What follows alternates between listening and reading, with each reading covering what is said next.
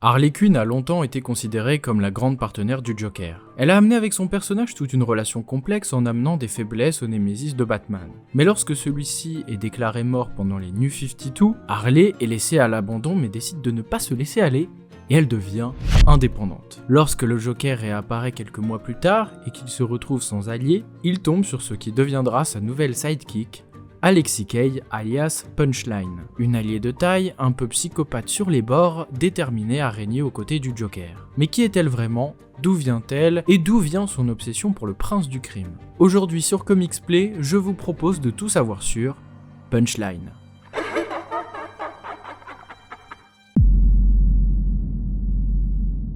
Punchline est apparue dans Batman 89 en avril 2020. Elle a été créée par le duo sur le titre à ce moment-là, James Tynion IV et Jorge Jiménez. L'auteur ne voulait pas créer une nouvelle Harley Quinn. Cette dernière avait tellement développé son propre caractère depuis qu'elle était solitaire que cela aurait été un rétropédalage pour le personnage. L'auteur déclare alors qu'il voit Punchline comme une anti-Harley Quinn, pouvant se débrouiller sans le Joker. Mais alors, qui est vraiment cette Punchline ? Alexis Kay était une étudiante au Snyder College lorsqu'elle a vécu sa première rencontre avec le Joker lors d'une excursion dans un studio de télévision. Le Joker avait détourné le studio et forcé Alexis sous la menace d'une arme à transmettre son message aux citoyens de Gotham. Toutefois, comme d'habitude, elle est sauvée par Batman et Robin quelques minutes plus tard. Mais de là, elle développe une obsession pour le Joker, croyant que les crimes de ce dernier servaient à un but beaucoup plus important, même si son objectif n'était pas de ressembler à Harley Quinn. Elle lance même un podcast dédié au personnage. C'est dire. Afin d'attirer l'attention du méchant, elle se confectionne son propre costume et commence à empoisonner des gens autour de Gotham. Elle va même jusqu'à empoisonner le doyen de son université, préoccupé par le comportement inquiétant de la jeune fille. Elle devient clairement donc un personnage dérangé qui finalement plaît au Joker. Côté pouvoir, Punchline est une combattante confirmée. Formée à la fois aux armes à courte et à longue portée, c'est une excellente tireur d'élite, capable d'exploits acrobatiques, de toxicologie et habile sur l'utilisation de couteaux. D'ailleurs, elle manie souvent 2 poignards dans ses différents combats. Elle possède également une variante modifiée du venin de Joker, avec un mélange de gaz hilarant, du venin de Bane et de la toxine de la peur de l'épouvantail.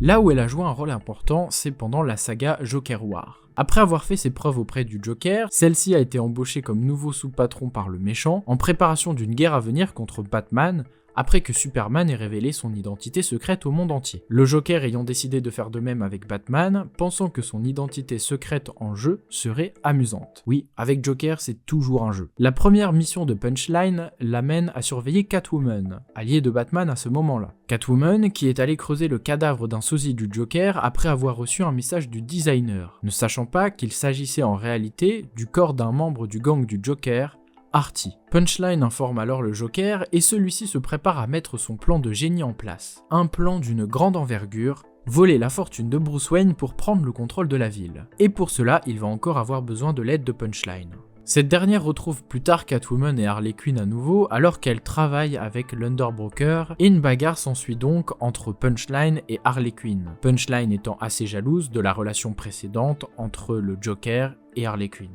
La nouvelle méchante tranche le cou d'Harley puis ordonne que son corps soit jeté dans la rivière. Elle blesse ensuite Catwoman et utilise les numéros de compte que Catwoman avait volés pour voler toute la fortune de Wayne pour le Joker. C'est là qu'on voit donc tout le potentiel du personnage puisqu'elle est pratiquement toujours arrivée à ses fins grâce à sa détermination et à son intelligence. Avec le Joker aux commandes de la fortune de Wayne et Underbroker aux commandes de Wayne Enterprise, Punchline capture Lucius Fox, l'empoisonnant pour prendre le contrôle de l'équipement de Batman. Lorsque Batman revient dans le bâtiment pour faire face au Joker, il se retrouve face à Punchline, le prenant par surprise avec une nouvelle combinaison que Lucius avait conçue pour lui. Punchline se moque alors du justicier pour avoir tout perdu et l'infecte avec une version hallucinogène du sérum du Joker, forçant Batman à fuir. Et oui, elle a réussi à faire battre en retraite le Chevalier Noir. Mais qui peut l'arrêter ? Peut-être son ennemi de toujours ?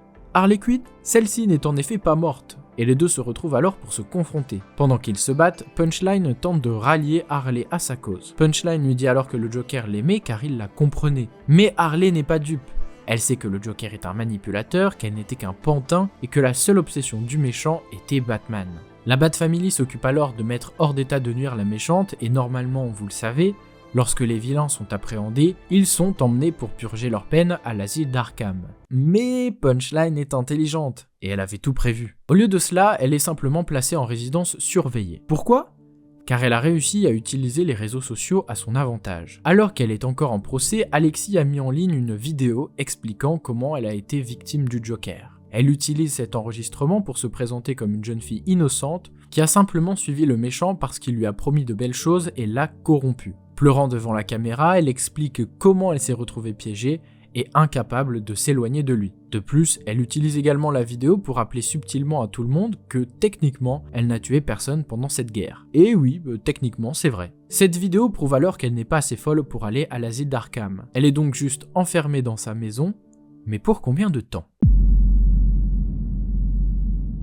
Punchline est bien évidemment réapparu dans la dernière ère en date chez DC Comics, l'ère Infinite. Au point même d'avoir sa propre mini-série déjà publiée en VO et qui arrivera sûrement en VF dans quelques mois, Punchline The Gotham Game. Une mini-série en 6 épisodes qui, sans trop vous spoiler, développe la suite des aventures de la vilaine. Punchline a désormais des millions de partisans et de fidèles à travers le monde grâce à son podcast, et cette dernière utilise les réseaux sociaux à son avantage en manipulant le public pour qu'il lui fasse confiance. Elle reprend alors petit à petit du galon, cherche à devenir la nouvelle reine du crime, mais souvent quand on essaye de faire ça, on se fait des ennemis. Notamment un ennemi en particulier qu'elle espère bien retrouver, je pense que vous voyez de qui je parle.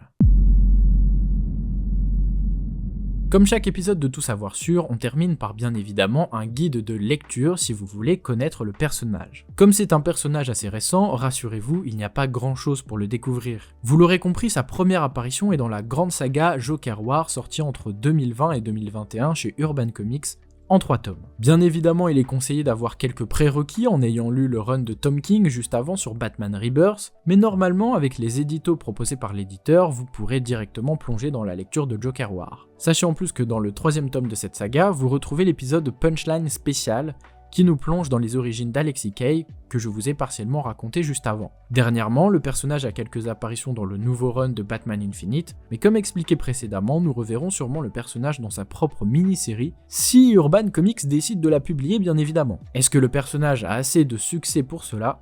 Ça reste à voir.